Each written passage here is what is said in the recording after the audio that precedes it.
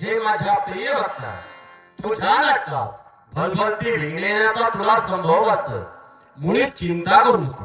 माझ्या हाती असणारा पाश आणि अंकुशाच्या योग्य तुझ्या नाटकात येणारी सारी वेळ मी समोर नष्ट करीन. अन्य कोणती इच्छा